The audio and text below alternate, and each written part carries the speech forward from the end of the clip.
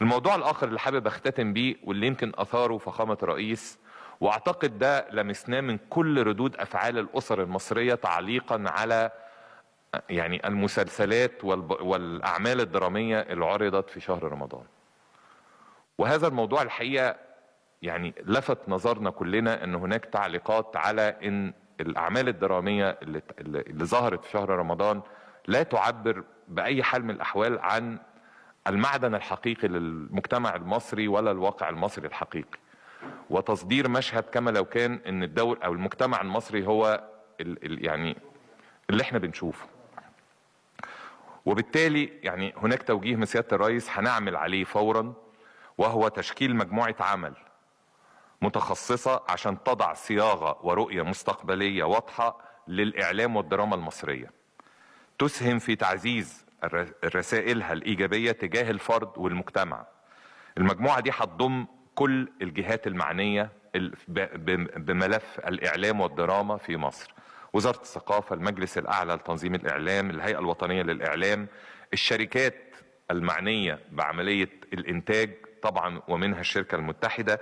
نخبة من المتخصصين في هذا المجال، وأيضا دكاترة الجامعة والكتاب والمؤلفين والمخرجين، علشان نخرج كل هدف، والمتخصصين في علم الاجتماع والعلم النفس، عشان كل هدفنا ببساطة شديدة ان يتم وضع تصور علمي وموضوعي للدراما المصرية. الكلام ده ملهوش، لن يقيد بأي حال من الأحوال